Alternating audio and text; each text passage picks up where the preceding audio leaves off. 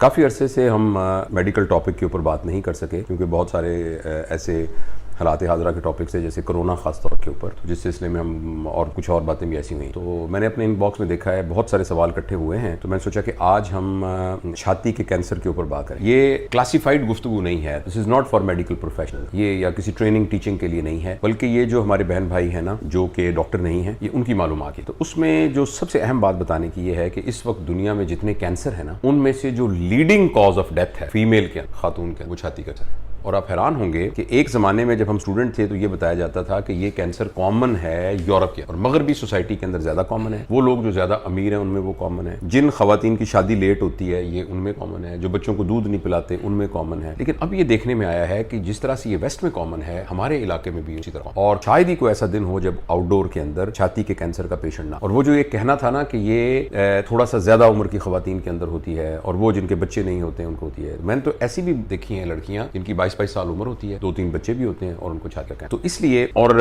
एक अदादो शुमार के मुताबिक हर 10वीं खातून पाकिस्तान में उसको चांस है कैंसर हो। लिहाजा अगर 100 खवातीन बैठी हुई हैं तो उनमें से 10 को चांस है कैंसर होने। तो ये बहुत ही ज्यादा यानी कॉमन बीमारी है, इसलिए तमाम लोगों को इसके बारे में मोटी मोटी बातें पता होनी जरूरी, खवातीन को खास तौर पर, लेकिन मर्दों को भी पता होनी जरूरी। वो ये गुजारिश है और मैं कोशिश करूंगा कि मैं टेक्निकल बात कोई ना करूं, लेकिन जो वाकई याद रखने की बातें हैं वो की जाए। देखिए, जो अल्लाह ताला ने बच्चे को दूध पिलाने के लिए माँ को यानी छातियां जो दी हैं, इनके अंदर गुदूद होते हैं, ग्लैंड होते हैं जो दूध पैदा करते हैं। छाती का कैंसर वो बीमारी है जिसमें उन गुदूदों के अंदर रसौली बन, और वो जो रसौली है जब तक छाती में होती है तो उसमें तो कोई दर्द नहीं होता। और ये भी एक वजह है जिसकी वजह से मरीज फौरन डॉक्टर के पास नहीं आते और कहते हैं जी छाती में गिल्टी तो थी मगर दर्द नहीं हुआ, और शर्म की वजह से उन्होंने किसी को बताया नहीं। तो जब तक तो वो छाती में होती है तो सिर्फ गिल्टी होती है, उसके बाद वो कुछ अरसे के बाद फैलना शुरू कर देती है और वो बगल के अंदर जो गिल्टियां हैं वहां चली जाती है। फिर इसके अलावा जिस्म का कोई भी हिस्सा ऐसा नहीं है जहां वो ना जा सकती, हड्डियों में जा सकती हैं, जिगर में जा सकती हैं, दिमाग में जा सकती हैं। फर्ज करें अगर वो जिगर में जाएंगी तो बहुत शदीद यरकान हो जाएगा, अगर वो हड्डियों के अंदर और जिगर के यानी अफाल जो है वो मुतासर हो जाएंगे। जब हड्डियों में जाएंगी तो हड्डियों में दर्द भी होना शुरू हो जाएगा, हड्डी टूट भी सकती है। जब दिमाग में जाएंगे तो असाबी निजाम जो है वो सारा मुतासर हो सकता है। पेट में जाने की वजह से पेट में पानी पड़ सकता है। तो अगर इस बीमारी को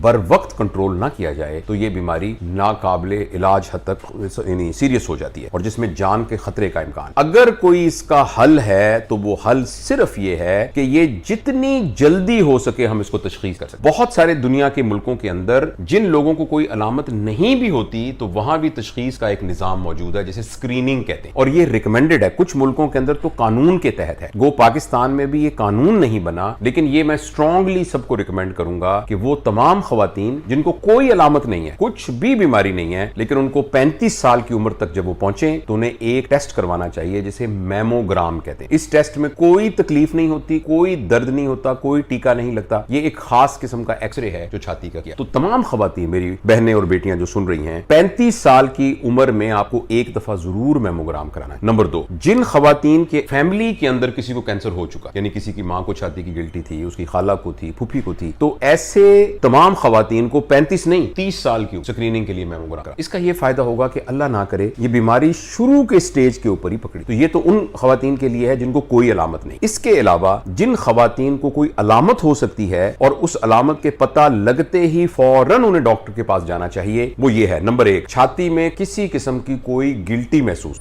नंबर 2, एक तरफ की छाती दूसरी छाती की निस्बत बड़ी या छोटी हुई, थोड़ी बहुत फर्क तो हो सकता है लेकिन यानी काफी ज्यादा फर्क अगर हो। इसी तरीके से जो निप्पल है वो निप्पल अगर सुकड़ जाए या उसकी शक्ल तब्दील हो जाए। 3, नंबर 4, किसी किस्म की कोई रुतूबत खून की शक्ल में, पानी की शक्ल में अगर निप्पल से आए और वो बगैर वजह के आना, यानी जो बच्चे को जब दूध पिलाना है तो जाहिर है उसमें से दूध आता है मगर उसके अलावा आना शुरू हो जाए, तो ये। नंबर 4, बगल में अगर कोई गिल्टी महसूस, तो ये वो तमाम अलामात हैं जिन अलामात में फौरी तौर पर डॉक्टर के पास जाना जरूरी है। जब आप डॉक्टर के पास जाएंगे तो डॉक्टर एक टेस्ट करेगा जिसको हम कहते हैं ट्रू कट बायोप्सी। वो बिल्कुल जैसे आम सुई होती है उसकी निस्बत जरा मोटी सुई होती है जिसके जरिए वहां से मवाद ले लिया जाता है और वो मवाद लेबोरेटरी में चेक किया जिसको बायोप्सी कहते हैं और उसमें बीमारी का पता लग जाता है। दूसरी एक अहम बात यह है कि जब ये बात खवातीन को बताई जाती है तो खौफ में आकर बाज औकात खवातीन को वहम हो जाता है कि मुझे कैंसर हो गया, तो आपने उस वहम को भी अपने ऊपर तारी नहीं करना। यानी बगैर वजह के अगर आपको डॉक्टर ने एक दफा कह दिया कि आपको कोई मसला नहीं है तो फिर आप उसको अपने सर पे सवार नहीं करेंगी। लेकिन जो अलामत मैंने कही हैं इनमें से कोई भी अलामत आपको मिले, खास तौर पर छाती में गिल्टी और निप्पल में से किसी किस्म का डिस्चार्ज होना ہونا یا چھاتی کی شکل ایک دوسرے سے چینج ہونی, تو ایسی صورت کے اندر فوری طور پر ڈاکٹر سے رابطہ کرنا ضروری ہے. اور جب رابطہ ہو جائے اور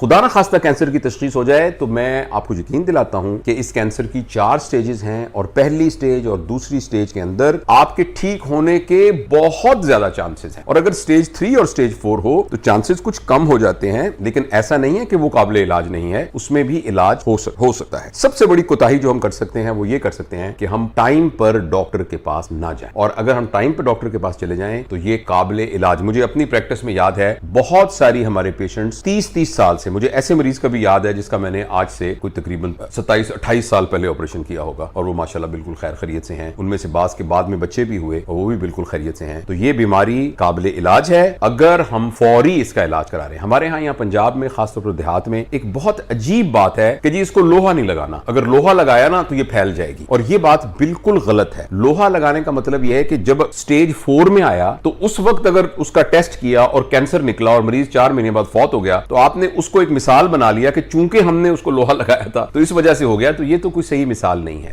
اگر ہم جلدی اس بیماری کو تشخیص کر لیں گے تو یہ انشاءاللہ قابل علاج ہے. اللہ تعالی ہم سب کو اس سے محفوظ رکھے اور اپنے حفظ و امان میں رکھے. خاص طور پہ وہ بچیاں, خواتین جن کی فیملی میں یہ ہسٹری ہے, ان کو خاص طور پر کیئرفل ہونا چاہیے. اور بس آخر میں آپ کو ایک چھوٹی سی بات بتانا چاہتا ہوں جس کو ہم ٹیکنیکلی کہتے ہیں سیلف ایگزامینیشن. اس کا مطلب یہ ہوتا ہے کہ مہینے میں ایک دفعہ تمام خواتین کو اپنا ہاتھ کو چھاتی پہ ایسے رکھ کے اور فیل کرنا چاہیے مہینے میں ایک. اس کو کہتے ہیں سیلف ایگزامینیشن آف بریسٹ. اور اگر فرض کریں ہاتھ کے نیچے اور چھاتی کے درمیان کوئی ذرا سی گلٹی سی محسوس ہو تو وہم نہ کریں, لیکن فوراً ڈاکٹر سے رابطہ. Thank you.